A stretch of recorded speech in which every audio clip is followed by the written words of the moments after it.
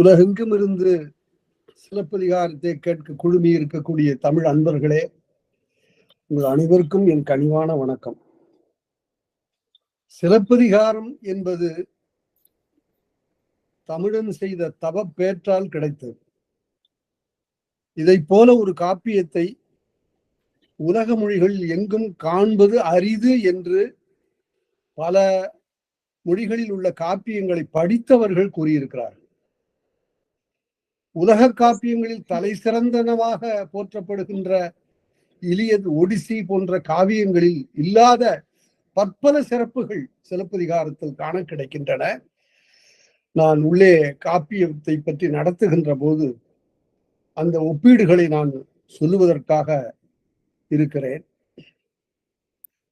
இந்த சிலப்பதிகாரம் என்பது பெயர் பற்றிய ஆய்வில் சிலம்பை குறித்த அதிகரித்த செய்திகளை கூறுவது என்று எழுதுவார்கள்.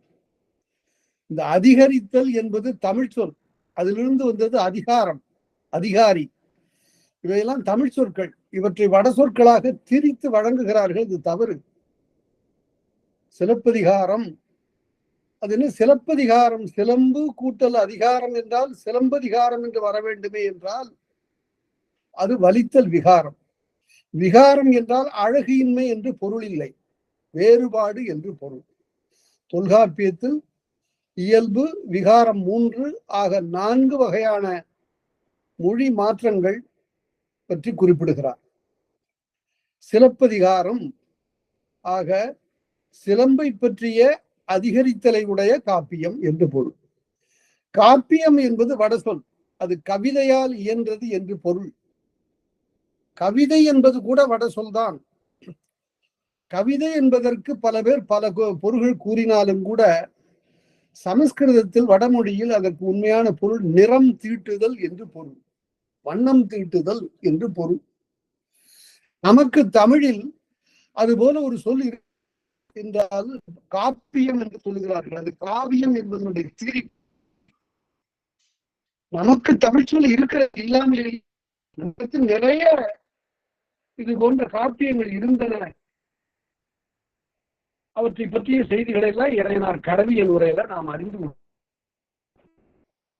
அப்படியானால் காப்பியம் என்பதற்குரிய தமிழ் சொல் என்ன?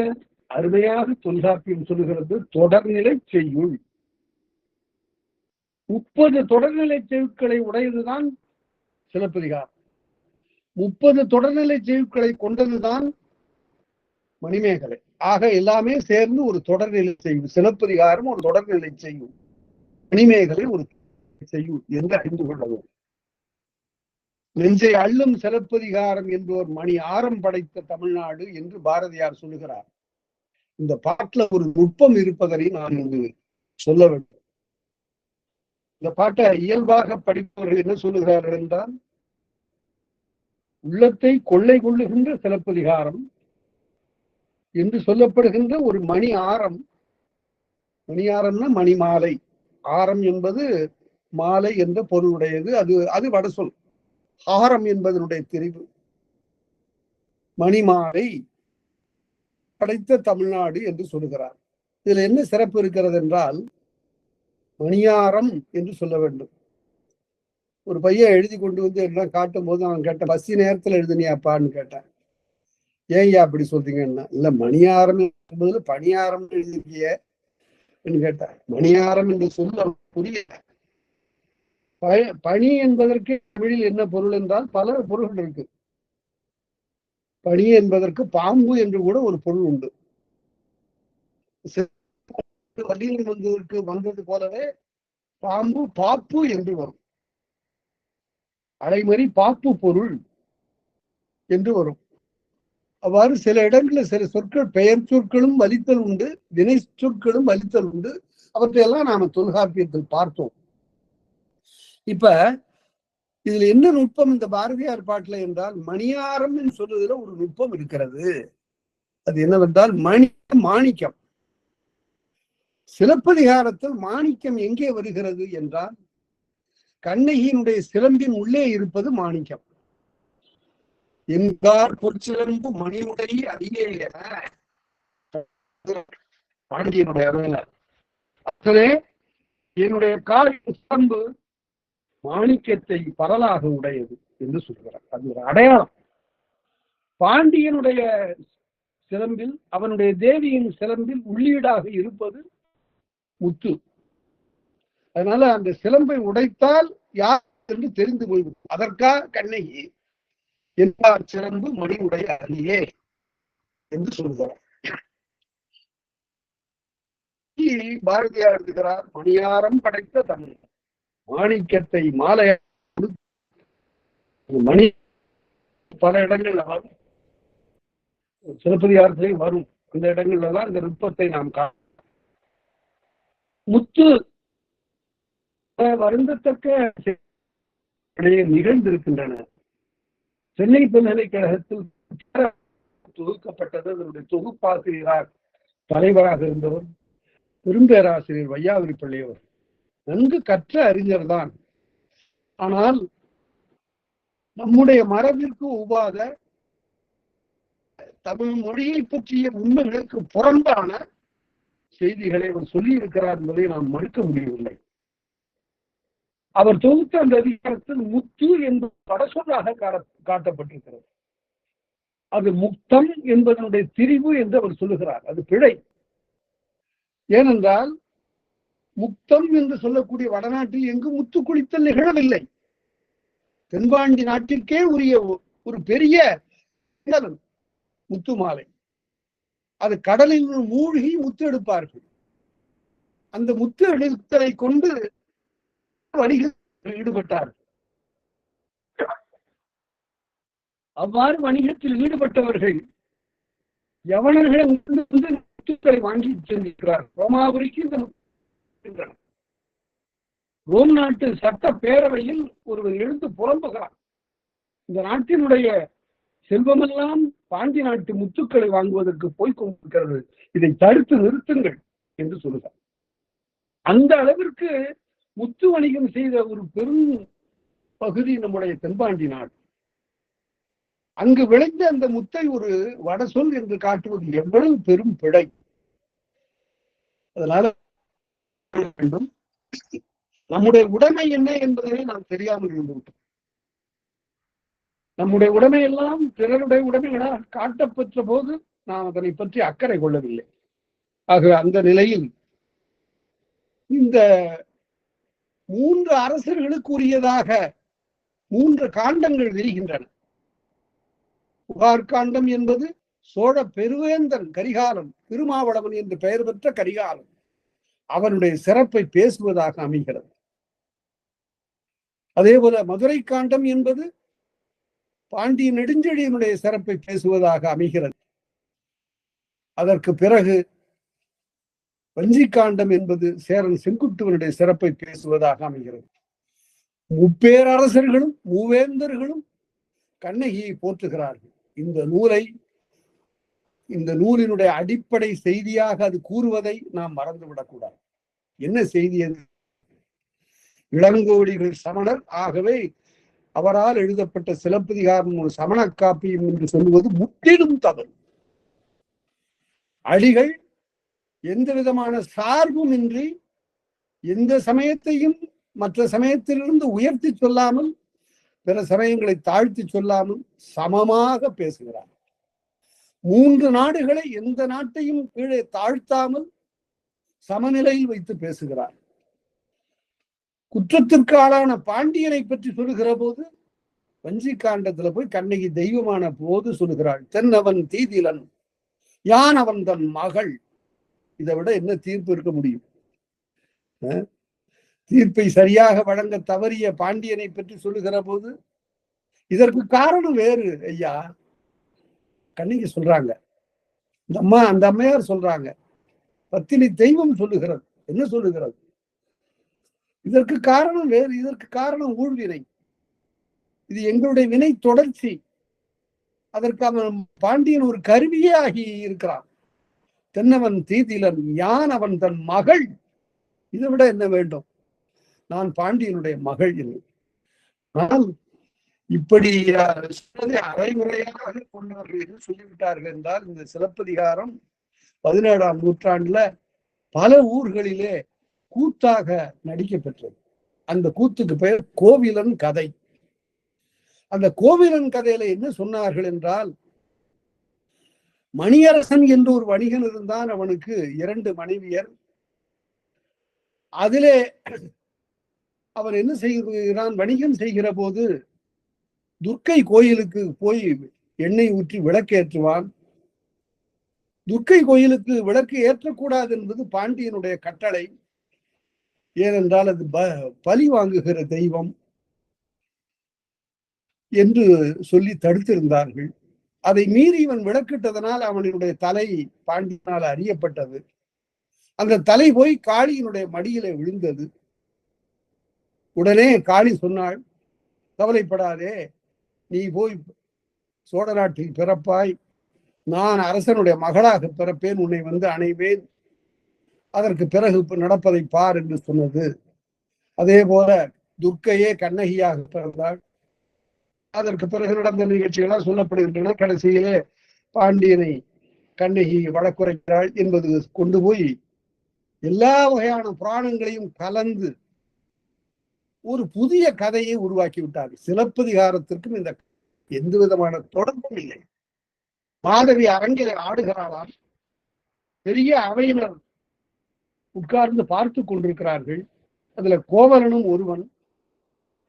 அவள் ஆட்டம் கண்டு மகிழ்ந்த அரசன் அவளுக்கு மலர் மாலை ஒன்று அளிக்கிறான். அந்த மலர் மாலையினை அவள் சுற்றி சுழற்றி அவையிடை வீசுகிறாள். அந்த மாலை சென்று கோவலனுடைய கழுத்தில் விழுகிறது. கழுத்தில் விழுந்த மாலை கடற்ற முடியவில்லை என்று அவன் பாடுகிறான். இப்படி ஒரு கதை. உண்மையான சிலப்பதிகாரத்தை தவிர பல்வேறு வகையான கற்பனை கதைகள் இந்த கதையை வைத்துக் கொண்டு உலவத் தொடங்கிவிட்டன.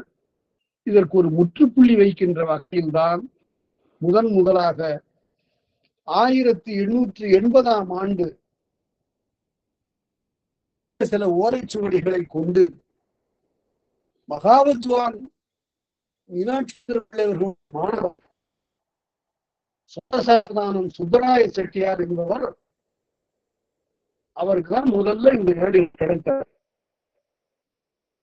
அந்த ஏடுகள்ல மட்டும்தான் இருந்தது. அந்த புகார் காண்டத்திற்கும் அவருக்கு அரும்பதவி மட்டும் கிடைத்தது. அதை அவர் பதிப்பித்தார். அதற்கு பிறகு மதுரை காண்டம் கிடைத்தது. அது உரையின்றி கிடைத்தது. அடியார்கள் உரை கிடைக்கவில்லை. அந்த நிலையில் அது பாடமாக கல்லூரிகளில் வெளிப்பட்டது.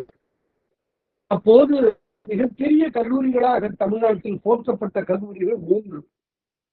ஒன்று கும்பகோணம் அரசினர் கல்லூரி, 2வது சென்னையில் உள்ள மாநில கல்லூரி, 3வது சேலத்தில் உள்ள அரசினர் கல்லூரி. இந்த 3 கல்லூரிகளிலும் அது பாடமாக வைக்கப்பட்ட நிலையில் அது முழுமையும் பாடமாக இல்லை. இந்திர விழவூர் எடுத்த காதை என்ற ஒரு காதை மட்டும் பாடமாக வைக்கப்பட்டது. அது சிலப்பதிகாரத்தில் 5வது காதை. அலைநீராடை மலைமுறையாகத்து ஆரப்பெரியாற்று மாரிக்கூந்தல் கண்ணகன் பரப்பின் மண்ணக மடந்தை என்று தொடங்கக்கூடிய இந்த பகுதி இந்தியாவே ஒரு முழு படம் எடுத்தது போல பேசுகிறது. இந்திர விழவூர் எடுத்த காதை.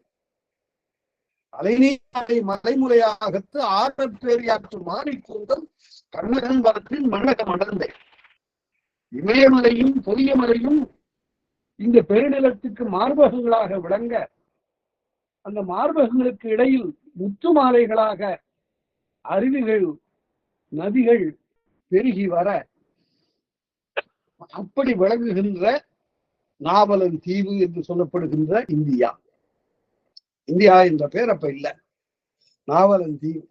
இந்தியாவை முழுமையாக சுட்டிய ஒரே பேர் தமிழுக்குரியது. இந்தியா என்பது பிற்காலத்தில் ஏற்பட்ட ஒரு பெயர். ஆனால் இந்தியா முழுமைக்கும் பண்டை காலத்து ஒரு பெயர் இருந்ததா என்று கேட்டால் இருந்தது.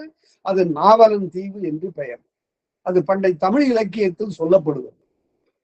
அந்த செய்தி பலரால் எழுதப்படவில்லை.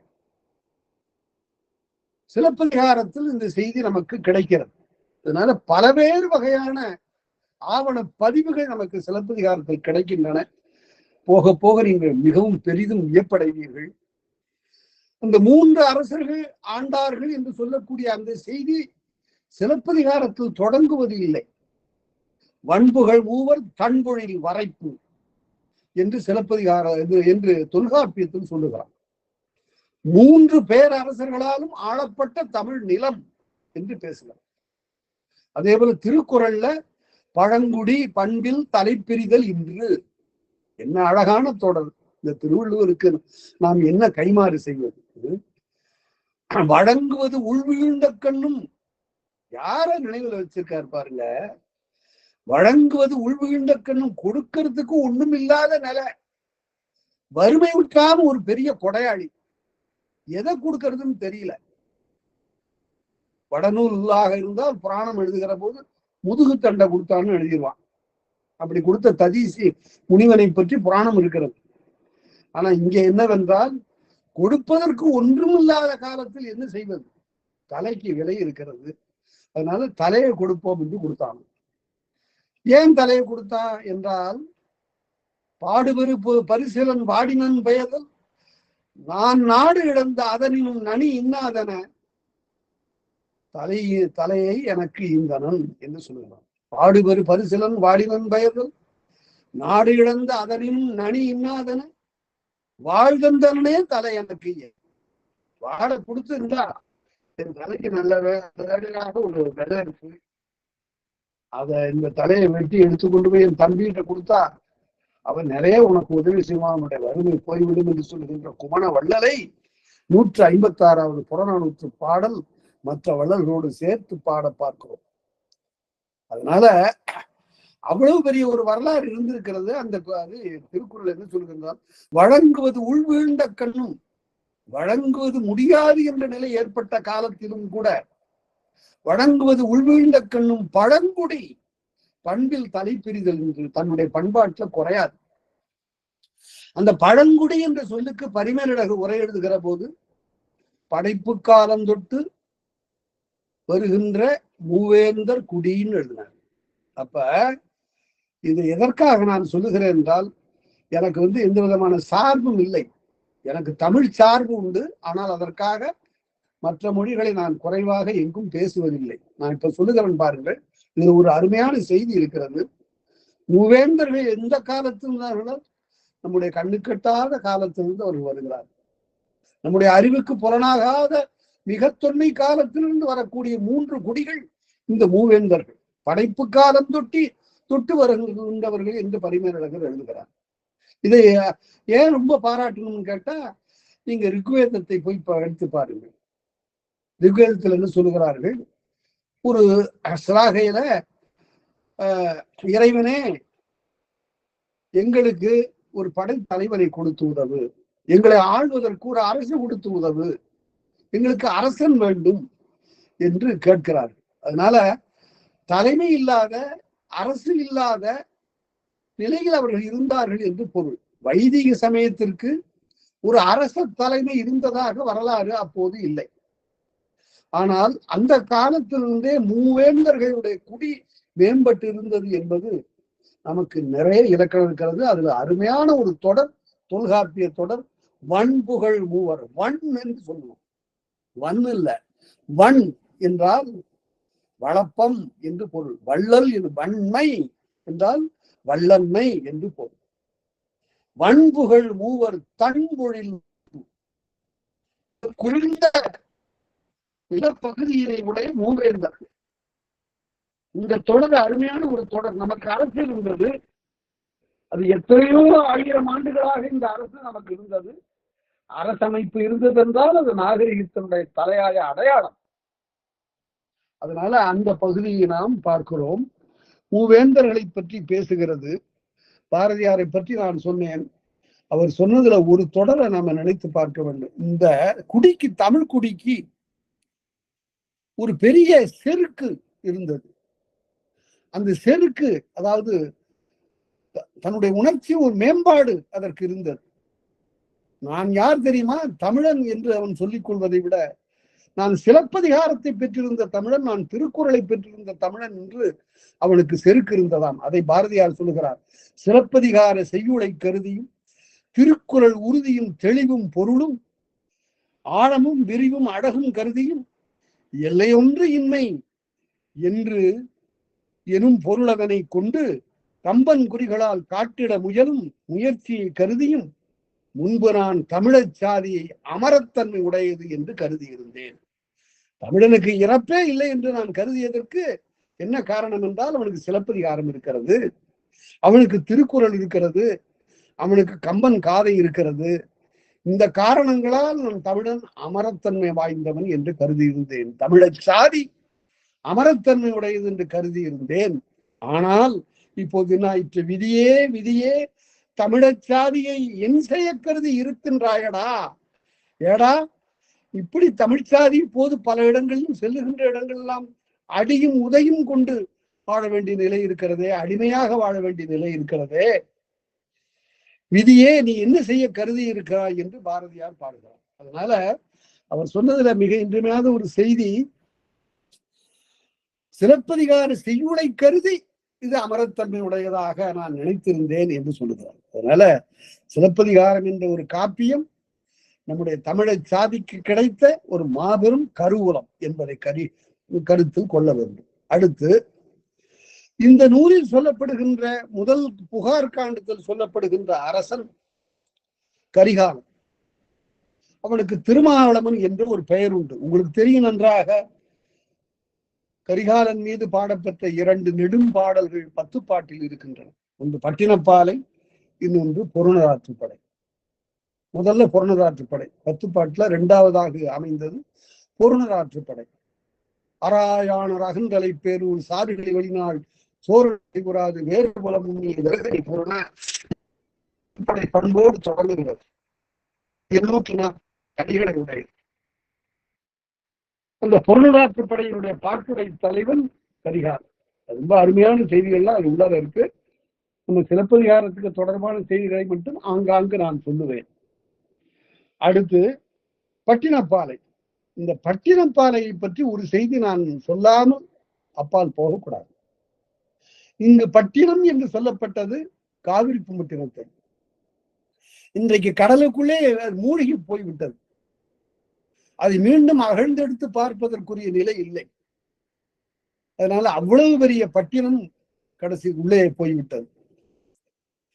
அந்த காவிரி மட்டத்தினுடைய வேந்தனாக அமைந்தவன் கரிகாலன். அவனுடைய அவையில்தான் மாதவி ஆடினாள். கரிகாலனுடைய காலம் கிபி 75 115 வரையில் என்று அறிஞர்கள் ஆதாரங்களோடு சொல்கிறார். சிலப்பதிகாரம் அந்த காலத்தில் தோன்றியது. அந்த பட்டினப்பாலை முழுமையும் கரிகாலனுடைய ஆட்சி சிறப்பையும், காவிரி மட்டத்தினுடைய சிறப்பையும், அதனுடைய வணிக வளத்தையும், அதனுடைய நிலத்தின் செழுமையும் குறிப்பிடுவதாக அமைந்தது. ஆனால் அது அகத்தணை பாட்டு என்று சொல்லுகிறார்களே என்றால், அதில் அகப்பொருளாக வரக்கூடிய அடிகள் 3 தான். வயங்களை ஒழிய முட்டா சிறப்பிற் பட்டினம் பெறினும் வயங்களை ஒழிய வாரேன் வாழிய நெஞ்சே. இந்த 2 அடிகள் தான் அகத்திணை பற்றிய அடிகளாக பட்டினப்பாலையில் அமைகின்றன. மற்ற எல்லாம் புறப்பொருள் தான். நாட்டாட்சி சிறப்பு, வணிக வளம், நிலத்தின் செழுமை ஆகியவைகளெல்லாம் சொல்ல, காவிரியினுடைய சிறப்பு, இவை எல்லாம் சொல்லப்படக்கூடியது பட்டினப்பாலை. மலைத்தலைய கடற்காவிரி பாருங்க, அந்த ஒரு தொடர்ல எவ்வளவு பெரிய செய்தி வந்துவிட்டது என்று. மலையில தொடங்குகிறது, கடல்ல போய் சேருகிறது. மலைத்தலைய, தலையில மலை, மலைத்தலைய கடற்காவிரி. சரி, இந்த இடத்துல ஒரு ஐயம் வரும். இப்ப ஏன் காவிரிக்கு இவ்வளவு துன்பப்படுகிறோம், போராடுகிறோம், காவிரி நீர் வேண்டும் என்கிறோம், பங்கீடு செய்து கொள்ள வேண்டும் என்கிறோம் என்றால், அந்த காலத்தில் இந்த சிக்கல் இல்லையே. ஏன் என்றால், காவிரி தொடங்குகிற இடத்திலிருந்து காவிரி கடலில் சேருகின்ற வரையில் உள்ள நிலப்பகுதி அனைத்தும் கரிகாலனுக்கு உடமையாக இருந்தது. வரலாறு. குடகு நாட்டிலிருந்து அவன் கொல்லம், கலிங்கம், குடகு ஆகியவற்றையெல்லாம் அவன் வென்றிருந்தான். அந்த குடகு பகுதியிலிருந்து பூம்புகார் வரையில் அவனுடைய ஆட்சிக்கு உட்பட்டிருந்தது. அவனுடைய ஆட்சிக்கு உட்பட்டிருந்த அந்த நிலத்தில் வேறு எவரும் அது உள்ளே நுழைய உரிமை இல்லை. அதனால காவிரியில தடையே இல்லை. இப்ப அப்படி இல்லை. அது வேறு வேறு மாநிலங்கள் வழியாக நமக்கு வந்து சேர வேண்டும். அதனால அது பங்கீடு பற்றி மிகப்பெரிய சிக்கல் இருந்தது. இந்தியாவினுடைய தலைமை அமைச்சராக இருந்த VP சிங் காலத்தில் ஒரு குழு அமைக்கப்பட்டது. முகர்ஜி என்ற மிகப்பெரிய வங்க நாட்டினுடைய நீதிபதியினுடைய தலைமையில ஒரு குழு அமைக்கப்பட்டது. அந்த குழுவுக்கு காவிரியினுடைய பழமையினையும் உரிமையினையும் எடுத்து சொல்லுகின்ற பணிக்கு நான் அமர்த்தப்பட்டேன். அவர்களோடு நான் பயணம் செய்தேன். தமிழ்நாடு முழுமையும் பார்த்து காவிரி எவ்வளவு தேவையானது என்று. அந்த சிலப்பதிகாரன்னு சொல்லுகிறது, காவிரி என்பது தமிழ்நாட்டின் செல்வ செவிலி, வளர்ப்புத்தாள். அதை நம்ம காணல் வரியில பார்க்க போறோம். காவிரி நம்முடைய தமிழ்நாட்டினுடைய உரிமை என்பதற்கு நிறைய சான்றுகள் இருக்கின்றன. ரிப்பேரியன் ரைட்ஸ் என்று சொல்லுவார். அந்த மைசூர் வழியாக வந்தாலும் கூட எந்த வகையில் காவிரியினால் அதிகம் பயன் கொள்ளுவது, காவிரி அதிகம் பயணம் செய்வது தமிழ்நாட்டில் தான். அதனால அப்படிப்பட்ட வளமான காவிரிக்கு தலைவன் கரிகாலன். அது அகப்பாட்டாக சொல்லப்பட்டதற்கு காரணம் அந்த 2 அடிகள் தான். பட்டினப்பாலையினுடைய 2 அடிகள் தான். இந்த பட்டினப்பாலையை பற்றி ஒரு செய்தி நான் சொல்லாமல் போகக்கூடாது என்று சொன்னேன். அது என்ன செய்தி என்றால், தமிழரசர்களுக்கு ஒரு நல்ல பண்பு இருந்தது. உறையூரை தலைநகராகவும் காவிரிப்பட்டினத்தை துறைமுகமாகவும் கொண்டு ஆண்ட கரிகாலன் பட்டினப்பாலை என்று தன் மீதாகவும் தன் நாட்டின் மீதாகவும் கடியலூர் உருத்திரங்கண் என்ற ஒரு பெரும்புலவன் பாடியிருந்த பட்டினப்பாலை என்ற பாடலை கேட்டு மகிழ்ந்து அதனை அரங்கேற்றுவதற்காக உறையூரில் ஒரு மண்டபம் கட்டுவித்தான். அந்த மண்டபத்திற்கு 16 கால்கள். அந்த 16 கால் மண்டபத்தில் அன்றைக்கு பட்டினப்பாலை அரங்கேற்றப்பட்டது. அரங்கேற்றத்தை கேட்ட கரிகாலன் 10,600,000 பசும் பொன்னை அதற்கு ஈடாக கடியலூர் உருத்திரங்கனுக்கு கொடுத்த 16,000 பொன் வழங்கினான். காலம் சென்றது. பல ஆண்டுகளுக்கு பிறகு, கரிகாலன் எல்லாம் போய் முடிந்து பல 100 ஆண்டுகள் போன பிறகு மாரவர்மன் சுந்தரபாண்டியன் மதுரையிலிருந்து படையெடுத்து வருகிறார்.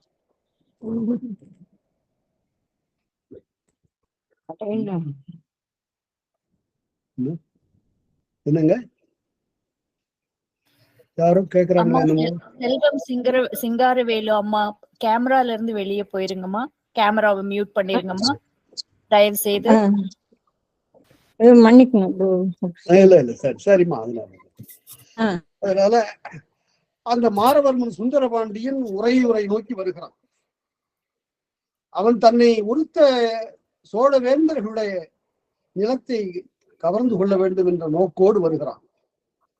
வந்து பல இடங்களை கட்டிடங்களை இடித்து தூளாக்கக்கூடிய அவன் இந்த 16 கால் மண்டபத்தை பார்க்கிறான். இது என்ன மண்டபம்? இதுதான் கடியலூர் உருத்திரங்கடனார் பட்டினப்பாலை அரங்கேற்றிய மண்டபம். கை வைக்காத என்னோட. அந்த மண்டபத்திற்கு ஒரு சிறிதும் ஊர் ஏற்படக்கூடாது. அது தமிழ் புலவன் தமிழ் பாட்டு பாடிய மண்டபம். அதற்கு எந்த விதமான இன்னலும் விளைக்கக்கூடாது. இதை பற்றி நான் கற்பனையாக சொல்லவில்லை. ஒரு கல்வெட்டு அருமையாக இருக்கும். அது திருச்சி மாவட்டத்தில் திருவள்ளரை என்று ஒரு கோயில் இருக்கிறது. ஒரு சிறிய சிற்றூர் திருவள்ளரை என்பது. அந்த திருவள்ளரை கோயிலில் ஒரு கல்வெட்டு இருக்கிறது. அந்த கோயில் கல்வெட்டு என்ன சொல்லுகிறது என்றால்,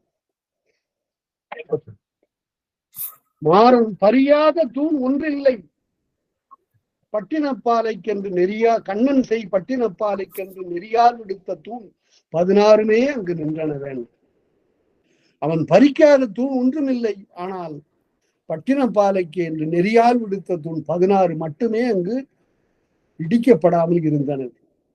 அதனால வேந்தர்களுக்குள் பகை இருந்தாலும் கூட தமிழ் என்று வருகிற போது அதற்கு ஒரு சிறிதும் ஊறு ஏற்பட்டு விடக்கூடாது என்று ஆட்சியாளர்கள் தமிழை தங்களுடைய உயிராக பேணிய ஒரு காலத்தை பற்றி நாம் பார்க்கிறோம்.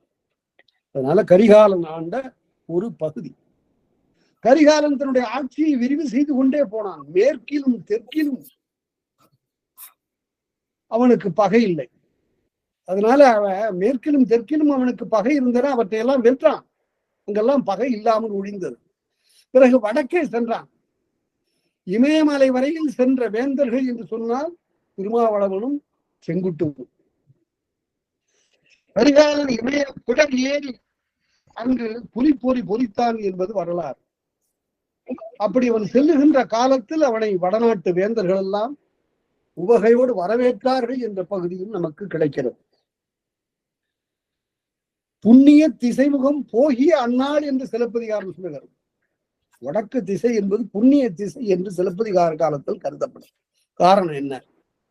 வடக்கு திசை மட்டும் எப்படி புண்ணிய திசையாக இருக்க முடியும் என்றால், அந்த காலத்தில் தமிழ்நாட்டு மக்கள் காவிரி ஆடி மகிழ்கின்றவர்கள் கங்கையும் ஆட வேண்டும் என்று கருதினார்கள். அதனால கங்கை நதி இருந்த அந்த பகுதியை அவர்கள் புண்ணிய திசை என்று சொன்னார்கள். கலித்தொகை வாரணாசி பதம் என்று ஒரு சொல் வரும். அதாவது வாரணாசி என்பது காசியை குறிக்கும் இன்னொரு பெயர். அங்கு சென்றால் முக்தி கிடைக்கும் என்ற ஒரு நம்பிக்கை அக்காலத்தே இருந்தது.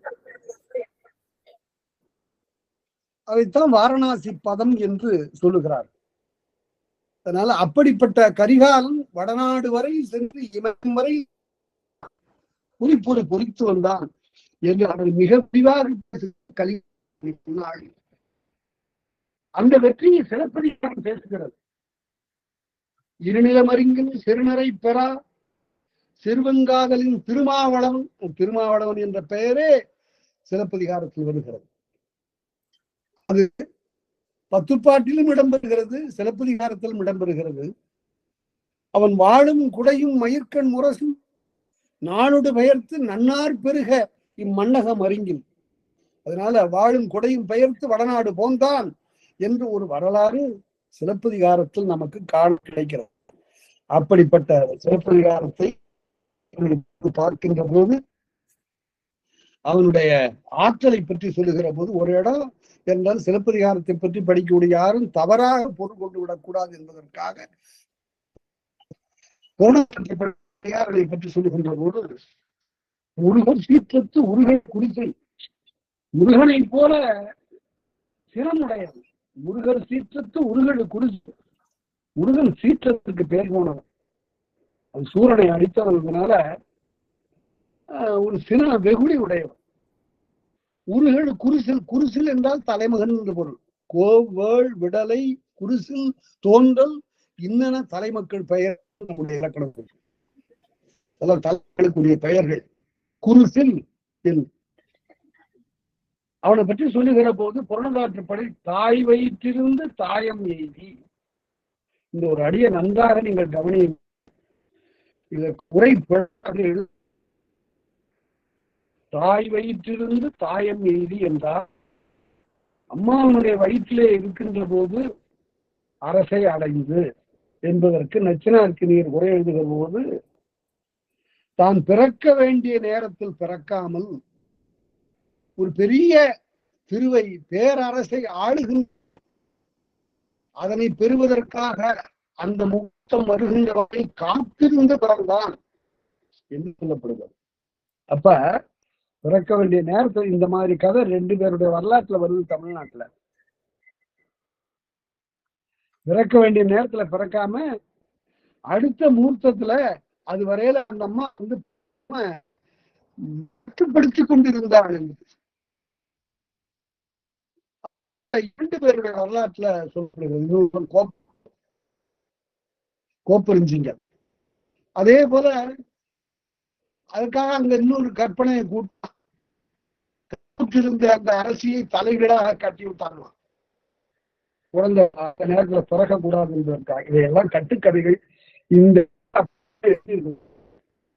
இடத்துல உண்மையிலே உரை என்னவென்றால் தாய் வயிற்றிலிருந்து தாயம் எய்தி என்றால் அவன் தாய் வயிற்றில் இருந்த காலத்து அவனுடைய தன்மையால் தான். அதனால அரசுரிமை அந்த கருவுக்கே போய்விட்டது. அவன் அரசுரிமையோடு பிறக்கிறான். பிறக்கின்ற காலத்தையே ஒரு பேரரசுக்கு உரியவனாக மன்னனாக பிறக்கிறார். அதான் தாய் வயிற்றிலிருந்து தாயம் எய்தி என்பது புறநாற்றுப்படுகிறான். அத நம்முடைய சிலப்பதிகாரம் தெளிவாக பேசுகிறது. அடுத்தபடியாக சாலி நெல்லின் சிறைகொள் வேலி 1000 விளைவிட்டாக, ஒரு வேலிக்கு 1000 கலம் விளைந்ததான் அந்த காவிரி பட்டினத்துல. அவ்வளவு பெரிய சோழ நாடு சோறுடைத்து என்பதற்குத்தாக அவ்வாறு அமைந்தது என்று சொல்லுகிறார். அதனால இந்த ஒரு இந்த கரிகாலன் யாரோடு போரிட்டான் என்றால் ஒரு சேர அரசனோடு போரிட்டான். அந்த செய்தி புறநானூற்றினுடைய 66வது பாட்டும் அகநானூற்றினுடைய 55 பாட்டு பேசும். பேச வேண்டும். கரிகாலன் பெருஞ்சேரலாதன் 2 பேரும் போரிடுகிறார்கள். கரிகாலன் வேலை பெருஞ்சேரலாதனுடைய மார்பு நோக்கி எரிகிறார். அது அவனுடைய மார்பிலே சென்று தைத்து ஊடுருவி புறம் போய்விட்டது. முதுக தொலைச்சிட்டு போயிடுச்சு. அதுல அவன் மானக்கேடு என்று கருதினான் பெருஞ்சேரலாதன். இந்த வேலுக்கு ஆற்றாமல் அதனுடைய மார்பை துளைத்துக் கொண்டு முதுகு வழியாக போய்விட்டதே என்று கருதி ஞானமுற்று அந்த போர்க்களத்திலே வாட்படையை பரப்பி அதுல உண்ணா நோன்பிருந்து உயிரை விட்டான் பெருஞ்சேரலாதன். அதை பற்றி அகநானூற்றுல பாடுகிற மாமூலனார் என்ற புலவர் சொல்லுகிறார், அவன் இறந்த இன்னா இன்னுரை கேட்டு, இன்னாத இனிய உரையை கேட்டுன்னு அது என்ன பொருள்? ஒருத்தர் செத்ததை பற்றி இன்னாத இனிய உரைன்னு எப்படி சொல்றது என்றால், அவன் எங்களுக்கு அரசன், எங்களை ஆதரித்தவன், கொடை வள்ளல். அவன் இறந்து போய்விட்டது இன்னாத உரை, தாங்க முடியாத துன்பமான உரை. ஆனால் அவன் தான் புறப்பும் பட்டதற்காக நாணி உயிரிழ்ந்தான் என்பது இனிய செய்தி. மானம் மிக்க ஒரு குடி தமிழ் குடி என்பதற்கு அடையாளம். இந்த மாதிரியான செய்திகளை எல்லாம் நாம பார்க்கிறோம் இந்த வரலாற்றுல. அதனால கரிகால வளவனோடு வெண்ணிப்பரந்தையில் பொருது புண்ணாணிய சேரலாதன் என்று அவன் பேசப்படுவான். இந்த போர் நடந்த இடம் இப்போது இருக்கிறது. சோழ நாட்டில் கோயில் வெண்ணி இப்போது பேசப்படுகின்ற அந்த இடத்திற்கு அந்த காலத்தில் இருந்த பெயர் வெண்பரந்தை. பரந்தலை என்றால் பொட்டல் வெளின்னு பொருள். அந்த காலத்தில் போருக்கு நாட்டினுடைய ஊரினுடைய மையப்பகுதியை தேர்ந்தெடுக்க மாட்டார். ஊருக்கு புறத்தே இருக்கக்கூடிய ஒரு வெட்ட வெளியை தேர்ந்து கொள்வார்கள். பரந்தலை, வெண்ணி பரந்தலை, வாகை பரந்தலை என்றெல்லாம் அவை பேசப்பெறும். அதனால அப்படிப்பட்ட நடந்த போர் பெரிய, அத்தகைய போருக்குரிய சோழ அரசனாகிய கரிகால பெருவேந்தனை பற்றி சொல்லுகிறோம். இதெல்லாம் எதற்காக நான் சொல்லுகிறேன்? சிலப்பதிகாரம் கிபி 5ஆம் நூற்றாண்டுல வந்தது, 12ஆம் நூற்றாண்டுல வந்து மனம் போனபடி எந்த விதமான ஆதாரம் இல்லாமல் எழுதி கொண்டு போகிறார்கள். இந்த கரிகால பெருவேந்தனுடைய வரலாற்றை கல்வெட்டுகள் சொல்லுகின்றன, ஆவணங்கள் சொல்லுகின்றன, இலக்கியங்கள் பேசுகின்றன. அது மட்டுமல்ல, இலங்கை வரலாற்று நூலாகிய மகாவம்சம் சொல்லுகிறது. வங்கநாசிக திஸ்தன் என்ற சிங்கள அரசன் இலங்கை கரிகாலன் படையெடுத்து சென்றார். சென்று அங்கு 12,000 சிங்களவர்களை கை பணைத்து கொண்டு வந்து காவிரிக்கு கரை கட்டினான் என்பது வரலாறு. அதனால காவிரிக்கு கரை கட்டினான். அதுக்கு அந்த காலம் வந்து 111 136 வரையில வங்கநாசிக திசனுடைய காலம் என்று சொல்லுகிறது வரலாறு. அது மகாவம்சம் என்பது அந்த வரலாற்று நூல். அதனால அதே போல கடல் சூழ் இலங்கை கயவாகு அங்கிருந்து இலங்கையிலிருந்து கண்ணகியினுடைய வழிபாடு வருகிறான். கண்ணகி வழிபாடு செய்த பிறகு தன்னுடைய நாட்டில் திரும்பி கண்ணகிக்கு அங்கே ஒரு கோயில் எழுப்புகிறான். புராதன யாழ்ப்பாணத்தில் கோயில் எழுப்பியதாக அறிஞர் ராஜநாயகம் நமக்கு எழுதியிருக்கிறார். எல்லாம் பார்த்து விட்டு நீலகிரி அவர்கள் காலம் கிபி 5ஆம் நூற்றாண்டு என்று எழுதுகிறார். அவருடைய சவுத் இந்தியன் ஹிஸ்டரிங்கிறதுல அதையெல்லாம் மாற்றி எழுதுவதற்கு தமிழறிஞர்கள் பலர் தொண்டு செய்திருக்கிறார்கள். அதெல்லாம் பின்னால பார்ப்போம். அப்படி நாடெங்கும் அவன் பத்திரி தெய்வ கோயில் எழுப்பினான். கயவாகு, கயவாகு என்பது இந்த இடத்துல இன்னொரு செய்தியை நான் உங்களுக்கு சொல்லுவேன். கதபாகு என்பதுதான் பேரு. இளங்கோவடிகளுடைய தமிழ் பற்று பார்த்தீர்களானால் கஜபாகுன்னு அவர் எழுத மாட்டார், கயவாகுன்னு எழுதுவார். அதே போல சதகர்ணி என்பவன் நூற்றுவர் கர்ணர்னு எழுதுவார். கர்ணி என்றால் கர்ணன், கர்ணி. காதல அணிகலனை உடையவன் என்று பொருள். கர்ணன காதல அணிகலனை உடையவன். கர்ணன் பேர். கர்ணி காதல அணிகலனை உடையவன். கௌதமி புத்திர சதகர்ணி. நாம் தமிழிலே கர்ணன் என்பதனை கண்ணன் என்று சொல்லுவோம். ரன்னகரம் போடணும், ரெண்டு சொல்லின்னு சொல்லக்கூடாது. ரன்னகரம். கண்ணன் என்பது கர்ணனை குறித்த பெயர், தமிழ் பெயர். அதுபோல இளங்கோவடிகள் எல்லா வடமொழி பெயர்களையும் தாக்கினார். நூற்றுவர் கர்ணர். கௌதமி புத்திர சதகர்ணி. சதங்கிறது நூறாட்சி.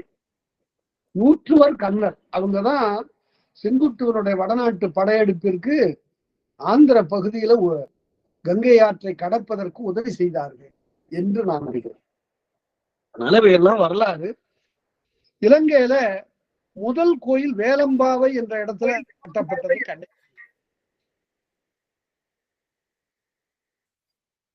வேலம்பாவை என்ற இடத்துல முதல் கோயில் கட்டப்பட்டது. அடுத்து களையோடை. களையோடை என்ற இடம், அங்கு ஒரு கோயில் கட்டப்பட்டது. அங்கு கடவு, அங்கு ஒரு கோயில் கட்டப்பட்டது. தமிழ்நாட்டுல கூட அந்த காலத்தில் இத்தனை கோயில்கள் கண்ணகிக்கு எழவில்லை. இக்காலத்தில் எழுந்த மாரியம்மன் கோயில்கள் எல்லாம் கண்ணகி கோயில்கள் என்று சுத்தப்படுகிறது. ஆனா அந்த காலத்துல அவைகள்லாம் எழுப்பப்படவில்லை. அதனால கௌதமி புத்திர சதகர்ணியினுடைய காலம் கிபி 106 130 வரையில. அதனால அமைந்ததனை இந்த கண்ணகியினுடைய வரலாற்றை முதற்கண் கேட்டது செங்குட்டுவன். செங்குட்டுவனுக்கு அந்த கதையை சொன்னார்கள், தாம் கண்ட காட்சியை சொன்னார்கள். சொன்ன உடனே அதனை கேட்டதே பக்கத்தில் இருந்த சாத்தனை கேட்கிறார். சாத்தனார் சொல்லுகிறார், யாருவன் அவன் பட்டது எனக்கு தெரியும், இந்த பட்ட துன்பமெல்லாம் எனக்கு தெரியும். வெள்ளியம்பலத்து நள்ளிருளில் கிடந்தேன். வெட்ட வெளியில நான் மதுரையிலே நான் நடந்த நிகழ்ச்சிகளை எல்லாம் சொல்லுகிறேன் என்று அவர் கதையை. அதற்கு பிறகு இளங்கோவடிகள் அதனை காப்பியமாக எழுத வேண்டும் என்று கருத்து தெரிவித்த போது அடிகள் நீரே அருளுக. ஏன இளங்கோவடிகளே, நீங்கள் தான் அவரை பாட வேண்டும். ஏனென்றால் இது முடிகள் மூவர்க்கும் உரியது, மூவேந்தர்க்கும் உரிய ஒரு வரலாறாக இது இருப்பதனால் உங்களுக்கு தான் தெரியும் என்று அவர் சொல்ல கலைமணமிக்க ஒரு காப்பியத்தை இளங்கோவடி தந்தார்.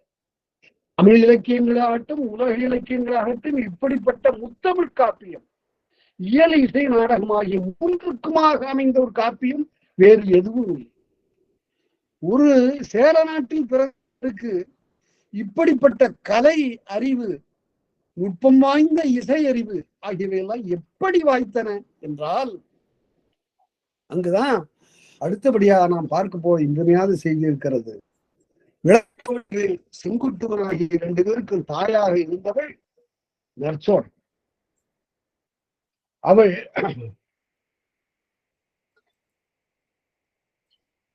அதனால சோழத்துல தங்கியிருந்தார் இளங்கோவடிகள்.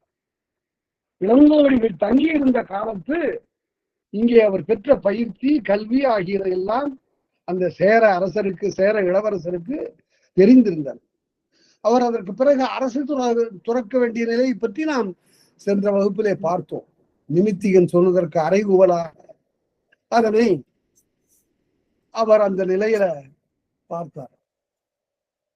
அதனால அவையில இருந்து வெளியேறி அதற்கு துறவியானார் என்பது வரலாறு. இதுவரையில அந்த செய்திகளை நாம் பார்த்தோம். அப்போ உடனே உரைசால் அடிகள் சாத்தனார் சொன்னார், அடிகளே நீங்கள் சொல்லு, நீங்கள் எழுதுங்கள் என்றார். அவர் 30 காதைகளாக பாடிய பிறகு சாத்தனார் முன்னாலே அரங்கேற்றினார். அந்த காலத்துல ஒரு வழக்கம் என்னன்னா, ஒரு நூல் எழுதுனா அதுக்கு எப்படி திறனாய்வு வரும் என்றால், தன்னை ஒத்த கற்றவர் ஒருவருடைய அவையில கொண்டு போய் அதனை அரங்கேற்றுவார்கள்.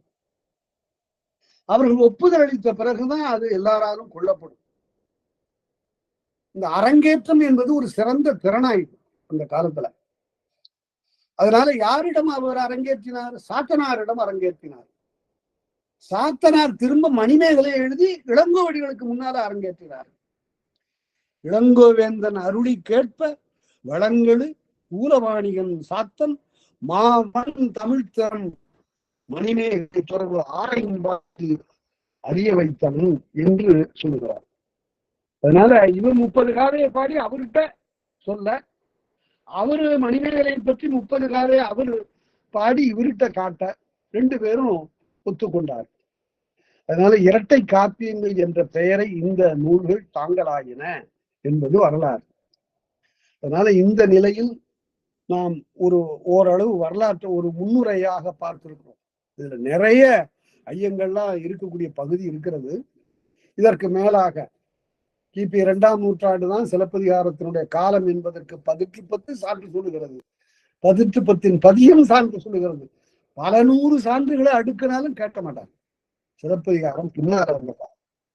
இதற்கு முன்பு வட மொழியில காவியங்கள் இருந்தன, பிற மொழிகளில் காவியங்கள் இருந்தன என்றெல்லாம் பேசுவார்கள். அவற்றை பார்த்துதான் இது எழுதப்பட்டதுன்னு சொல்லுவாங்க. என்ன சான்றுன்னு கேட்டா, மதுரை கண்ணகியினால் எரியூட்டப்பட்ட காலத்தை பற்றி சொல்லுகிற போது அது கிபி 2ஆம் நூற்றாண்டுங்கிறது தெளிவா தெரியுது. எப்படி தெரியுது? ஆடி திங்கள் பேருருள் பக்கத்து, ஆடி மாதத்துல பேருருள் பக்கத்துன்னு கிருஷ்ணபட்சம்னு சொல்லுவான் வடமொழியில. அந்த அமாவாசை அடுத்து வரக்கூடிய அந்த இருண்ட நாளில் அழல் சேர் குற்றத்து அட்டமி 8வது நாள் அன்று வெள்ளி வாரத்து கார்த்திகை நட்சத்திரத்திலிருந்து 8வது நாள்ல வெள்ளி வாரத்து ஒள்ளெரி உண்ண ஒரு வெள்ளிக்கிழமை அன்று இந்த மதுரை தீப்பட வேண்டும் என்று இதற்கு ஒரு சாபம் இருக்கிறது என்று மதுராபதி தெய்வம் பேசுகிறது. இந்த காலத்தை கணிச்சா அந்த காலத்தினுடைய காலக்கணிதத்தை கொண்டு பஞ்சாங்கத்தை கொண்டு கணித்தால் இது கிபி 2ஆம் நூற்றாண்டு என்று தெரிய வருகிறது என்று சோதிட நூல் வல்ல அறிஞர்கள் சொல்லுகிறார்கள். இவ்வளவு சான்றுகள் இருக்கின்றன. அதனால இதனை பற்றியெல்லாம் அறிஞர்கள் மிகவும் சொல்லுகிறார்கள்.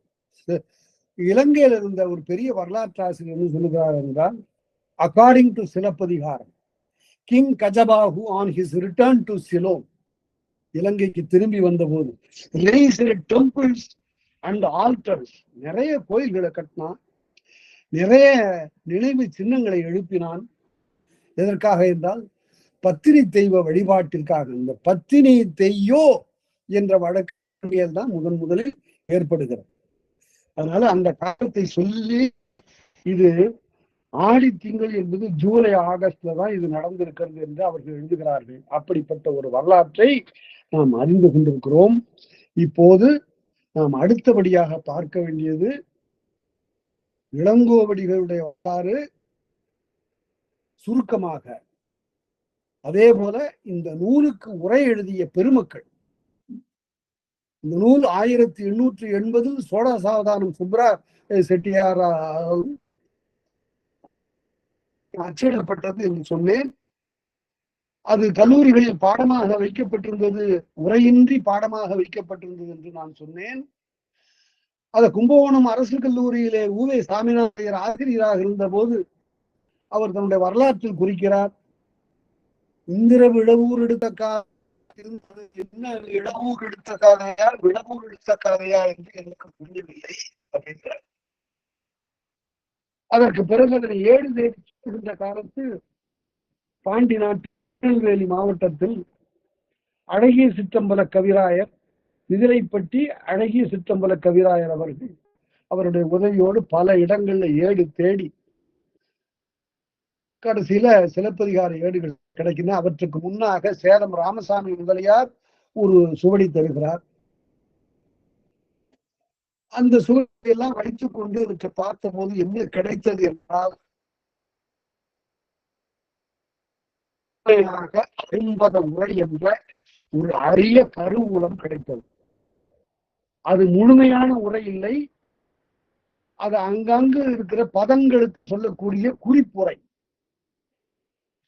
அடுத்தபடியாக அடியார்க்கு நல்லார் என்று ஒருவர், மிகச்சிறந்த உரைகாரர், தமிழ் உரைகாரர்களில் தலை சிறந்த உரைகாரர்களில் அவர் ஒருவர். அந்த அடியார்கல்லாருடைய உரை நமக்கு 30 காதைகளில் 18 காதைகளுக்கு மட்டுமே கிடைக்கின்றன.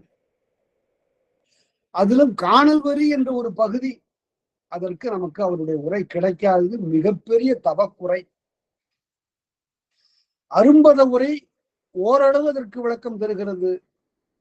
ஆனால் அடியார்கல்லார் உரை இல்லாததனால் அதில் பல பகுதிகளுக்கு பலருக்கும் உரை விளங்கவில்லை. பேராசிரியர் தேப்போ மீனாட்சி சுந்தரனார், எனக்கு இன்றும் முழுக்க விளங்காதவை என்ன என்றால் மில்டனுடைய சிலப்பதிகாரத்தினுடைய அரங்கேற்ற காதை என்று சொல்லுகிறார். இந்த பகுதிகள் இவற்றையெல்லாம் விரிவாக பாடம் சொல்லக்கூடியவர்கள் நமக்கு இல்லை. அவ்வளவு ஆற்றல் நிரம்பியவர்கள், எல்லாம் உணர்ந்த, தமிழ் முழுது உணர்ந்த தகமையாளர் நம்மிடத்து இல்லை என்பதுதான் நம்முடைய வருந்தத்தக்க ஒரு செய்தி. பல இடங்களில் நான் சென்று பாடம் இதனை கேட்டேன். 5 கல் தொலைவு நடந்து கூட என்னுடைய பருவத்தை போய் அணுகி பாடம் கேட்ட முடியுது.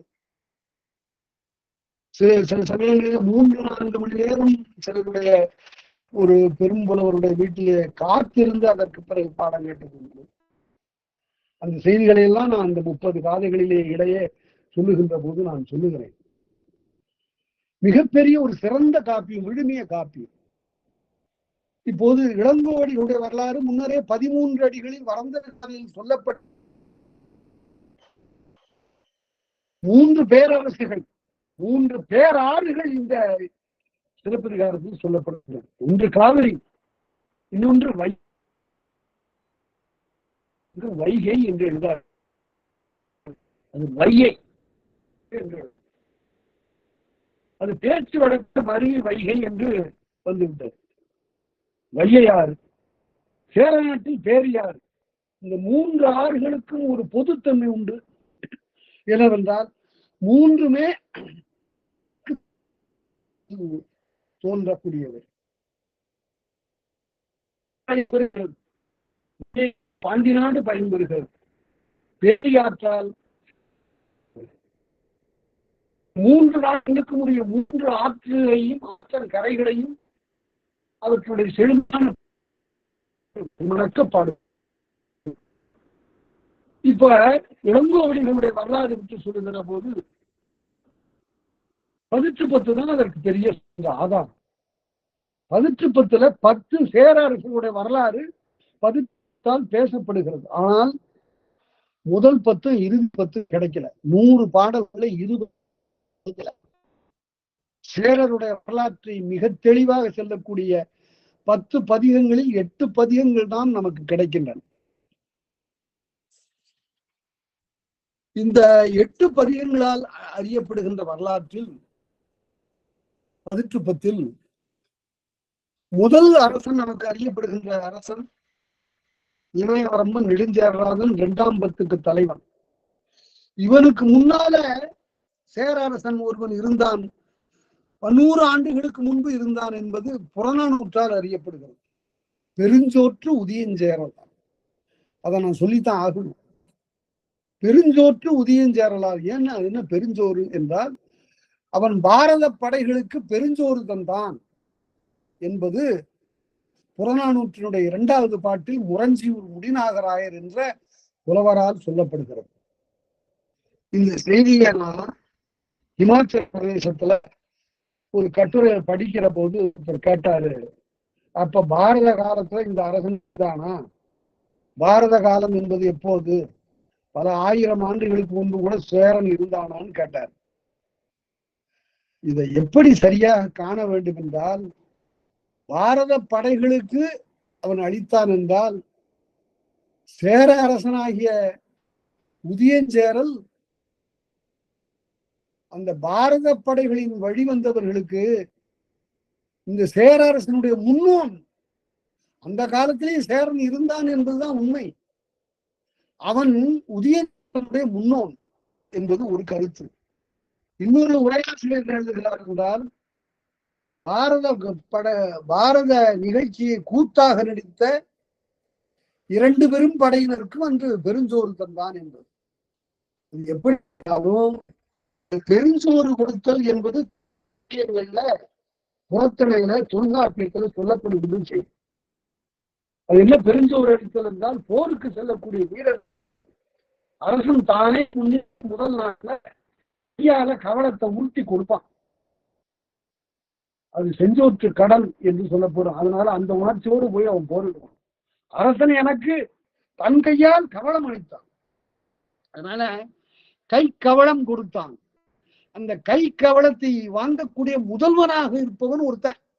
முதல் நான் தான் வாங்குவேன்.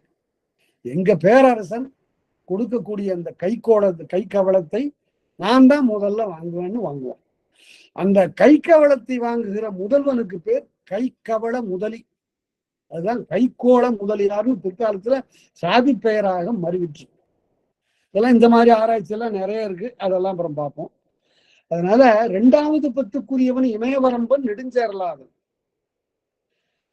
அந்த இமயவரம்பன் நெடுஞ்சேரலாதனுடைய பரம்பரையிலிருந்து 8 சேரரசர்களை பத்தி பார்க்கிறோம். அதுல கடல் வரக்கோட்டிய செங்குட்டுவன் என்பவன் ஒருவன். அந்த இமயவரம்பு நெடுஞ்சேரலாதனுடைய மகன். அவனுடைய தம்பி சுருக்கமான ஒரு வரலாறு, பின்னாடி வரக்கூடிய இடங்கள்ல நிறைய அந்த செய்தியை பற்றி நான் சொல்லுகிறேன். அந்த இதுல கடைசியில அதை பற்றி கல்வெட்டு இருக்கு. ஐராவத மகாதேவன் அவர்கள் ஒரு IAS அதிகாரி, அவர் நல்ல தமிழ் பற்றுடையவர். சிந்து வெளி அகழ்வாய் ஒரு நூல் எழுதியிருக்கிறாரு. அந்த நூல் அரிய குறிப்புகளோடு நம்முடைய சகோதரி வைதேகி அம்மையார் எழுதியிருக்கிறார்கள். அவர் தான் இந்த முதல்ல சேரர் குல கல்வெட்டை கண்டுபிடித்தார். கருவூருக்கு பக்கத்தில் உள்ள புகழி மலையில இந்த கல்வெட்டு இருக்கிறது. இந்த கல்வெட்டு என்ன சொல்லுகிறது என்றால், மூதா அமணன் ஆற்றூர் செங்காயவன். பாருங்க தமிழ் எப்படி இருக்குன்னு பாருங்க. மூதா அமணன், சமணன் என்று எழுதக்கூடாதுங்கிறதுக்காக அமணன், மூதா அமன்னன், ஆற்றூர் செங்காயவன். காயவன் காசிபன். காசிபன் என்ற ஒரு முனிவனுக்கு கோ ஆதன் செல்லிரும்பொறை என்ற சேரரசன் அவனுடைய மகன் பெருங்கடுங்கோனான இளங்கடுங்கோவாக அர்ப்பித்த கல். அதாவது அவன் ஒரு படுக்க வெட்டி கொடுத்திருக்கான் இந்த சமண முனிவனுக்கு. அதுல இந்த கல்வெட்டு காணப்படுகிறது. அதுல 3 தலைமுறை சேரரசருடைய பெயர்கள் இடம்பெறுகின்றன. இது எப்படி அப்படிப்பட்ட ஒரு மரபல வந்த இளங்கோவதிகள், அவருடைய வரலாறு இது என்று நாம் பார்க்கிறோம். இந்த தெளிவாளர் அது பின்னால பார்க்க. அடுத்து அந்த காலத்தில் அவரோடு உடன் உழைந்த சீத்தல் சாத்தல் என்னென்ன கதை. அவரு மாணவர்களுக்கு சொல்லுவாராம், மாணவர்கள் தவறா சொல்லிட்டு ஊசியால குத்திக்குவாராம். குத்திக்கிட்டு சீல் பிடிச்சு போச்சா, சீர்த்தலை என்பது சீர்த்தலைன்னு அர்த்தம். எவ்வளவு மூடத்தனமான ஒரு கதை. சீர்த்தலை என்பது சேர நாட்டுல பொறை நாட்டுல இருக்கக்கூடிய ஒரு ஊர். இந்த சாத்தனார் அவரு செய்தார். அதனால மது சீர்த்தலை சாத்தனார்னு பேர். கூலவாணிகள்னா என்ன பொருள்? கூலம்னா தானியம் என்று இப்போது சொல்லுகிறோம். அது என்னென்ன என்றால், அந்த காலத்துல 10 வகையான தானியங்கள் வணிகம் செய்யப்பட்டன என்ற குறிப்பு கல்வெட்டிலிருந்து நமக்கு கிடைக்குது. என்னென்ன அவனே சொல்லக்கூடிய அதே சொல்ற: நெல்லு, புல்லு, வரகு, தினை, சாமை, இழுங்கு, தோரை, ராகி. இந்த 10 தானியங்களை விற்பனை செய்யக்கூடியவர்கள் வாணிகர் என்று பெயர். இதை விற்பனை செய்த அவர் சீத்தலை சாத்தனார் பெரும் புலவராகவும் இருந்தார். என்ன பொருள் என்றால், அந்த காலத்துல தொழில் வேறையா இருக்கும். ஆனால் புலமை உடையவர்களாக இருப்பார்கள். புலமை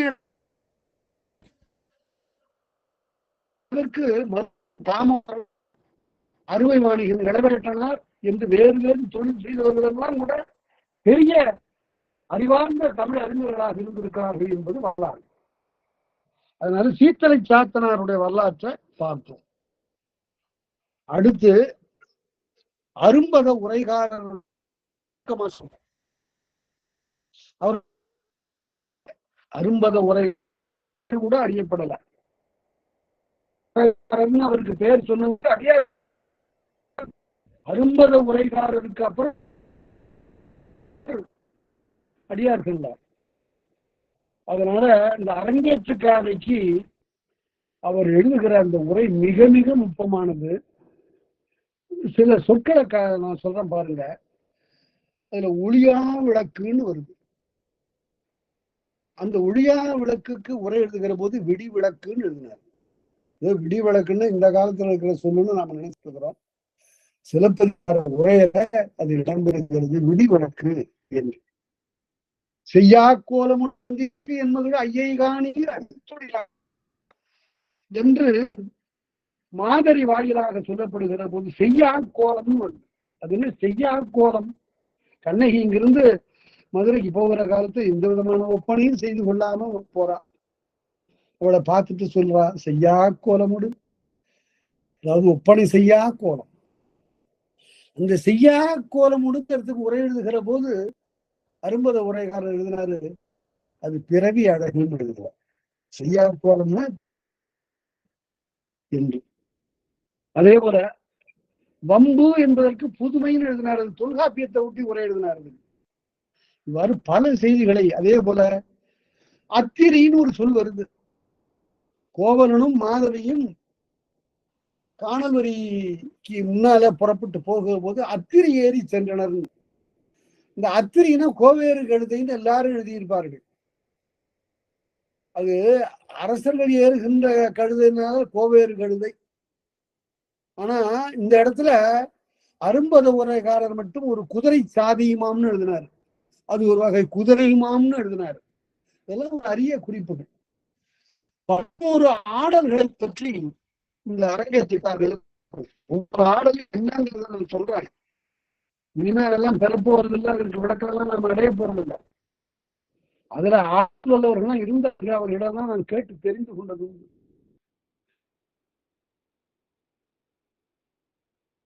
தாத்தாவிடம் அவர் இசையை பாடம் கேட்டவர்.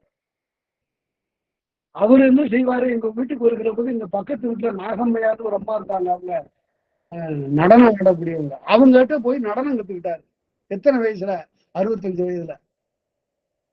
அவருக்கு சிலப்பதிகாரம் அப்படி ஒரு பாடம். அவர் கும்பகோணத்துல வியாழ சோமேஸ்வரன் கோயில்னு ஒரு கோயில் இருக்கு. அங்க போய் 1 மாதம் சிலப்பதிகாரம் நடத்தினார். நானெல்லாம் உட்கார்ந்து கேட்டது உண்டு. அந்த வியாழ சோமேஸ்வரன் கோயில்னா வியாழன் வழிபட்ட சோமேஸ்வரன் பேரு அந்த கோயிலுக்கு. அது இப்ப என்ன பேர்ல வழங்குறதுன்னா ஏழ சாமிநாதன் கோயில்ட்டாங்க. வியாழ சோமேஸ்வரன் கோயில்ங்கிறத ஏழ சாமிநாதன் கோயில்னு திருச்சுட்டான். அது போல பல வழக்குகள் திரிந்திருக்கின்றன. அந்த கோயில்ல 30 நாள் நடத்தினார். பாடம் சொல்லிக்கிட்டே இருப்பாரு. எழுந்திருச்சுன்னு நடனம் ஆட தொடங்கிடுவார். இதுதான் பதம், இதுதான் கொடுகுட்டி, இதுதான் அல்லியம் என்று ஒவ்வொரு கூத்தையும் விளக்கி சொல்வார். அதனால சிலப்பதிகாரத்தை அப்படியெல்லாம் பாடம் சொல்லக்கூடியவர்கள்லாம் இருந்த காலம் உண்டு. அவற்றையெல்லாம் நாம பாதுகாக்க தவறிட்டோம். நம்முடைய அரசுகள் அதனை எல்லாம் புறந்து பதிவு செய்ய விட்டு விட்டார்கள். இதை இருக்கிறத நாம வைத்துக்கொண்டு இப்போது பார்க்கலாம். அதனால அந்த அருமையா விநாயகர் வணக்கம் சொல்றார் யார்? அரும்பத உரைகாரர். அதனால கிபி 6ஆம் நூற்றாண்டுக்கு பின்னால வந்தது என்பது தெளிவாக தெரிகிறது என்று தெரிகிறது. அடுத்தது அடியார்க்கு நல்லார். அடியார்க்கு நல்லார் என்பவர் 5 இசை நூல்களை சொல்லுகிறார். இந்த 5 இப்ப நமக்கு கிடைக்கல. அது ஒன்றை மட்டும் எங்கள் ஆசிரியராகிய பன்னாராய்ச்சி சுந்தரேசனார் கோயம்புத்தூர்ல போய் அதை மீட்டு பஞ்சமரபு என்று அச்சு போட்டார். இசைவனம் என்று இசை நுணுக்கம் என்று இந்திரகாளியம் என்று பஞ்சமரபு என்று ஒரு வரத ஒரு நூல், மதிவாணனார் நாடக தமிழ் நூல் என்று ஒரு நூல், 5 நூல்கள் அவையெல்லாம் இல்லை. இதுல பஞ்சமரம் என்பது வரலாறு. அவற்றையெல்லாம் நாம் அடியாருக்கெல்லாம் உரை வழியாக தெரிந்து கொள்கிறோம். அத்தகைய சிறந்த உரை 18 காட்சிகளுக்கு மட்டும் கிடைக்கிறது. அதிலும் குறிப்பாக காணவருக்கு கிடைக்கவில்லை என்பதை பார்க்கணும். இந்த அடியாருக்கு நல்லார் என்பது சிவபெருமானுக்கு உரிய பெயர். கருவூர் ஆணில வழி சம்பந்த பாடுகிற போது அடியாருக்கு நல்லாரே, அன்னலார் அடியாருக்கு நல்லாரே என்று பாடுகிறார். அப்பேற்பட்ட ஒரு அரிய உரையாசிரியர் அவர் ஏன் எழுதினார் என்று அதுக்கு விடை ஒரு அருமையான பாட்டாக இருக்கிற பாட்டை நீங்கள் தெரிந்து கொள்ளுங்கள்.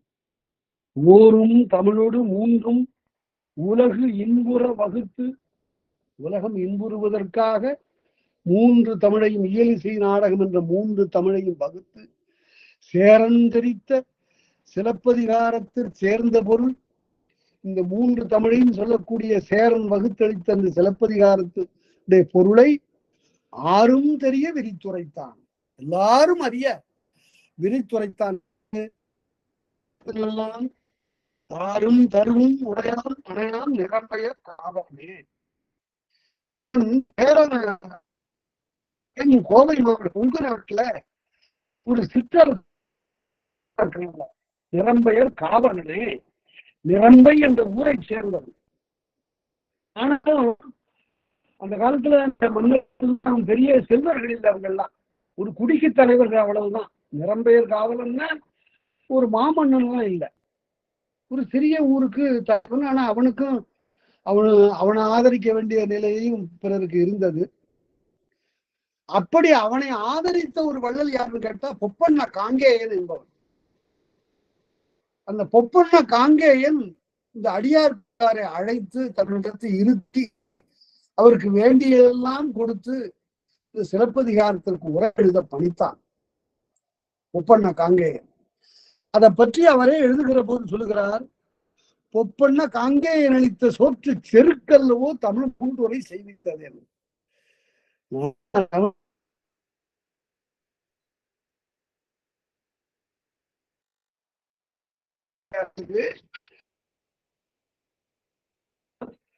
அந்த பொப்பண்ண காங்கேயனை போட்ட சோற்ற அவன் சோற்ற தின்ற இந்த 3 உரையும் 3 தமிழுக்கான உரையாக இது மலர்ந்தது என்று சொல்லுகிறார்.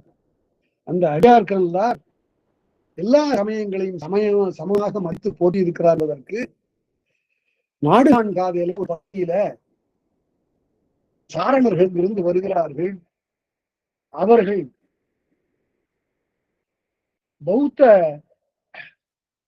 பௌத்த சமயத்தை சார்ந்தவர். தன்னுடைய தலைவரை குறிப்பிடுகிற போது அறிவன் அறவோன் அறிவு வரம்பிகந்தோன் சித்தன் பகவன் என்றெல்லாம் 48 பேர்கள். இந்த 48 பேர்களையும் இந்த அடியாருக்கெல்லாம் எடுத்து அதுக்கு விளக்க உரை எழுதியிருக்கார். அந்த 48க்கு உரிய விளக்கத்தை நான் வேற எங்கும் பெற முடியாது. அதனால அவ்வளவு ஒரு உயர்ந்த உரையாக ஒரு இலக்கிய களஞ்சியம் என்று இந்த உரையை நாம் சொல்ல வேண்டும்.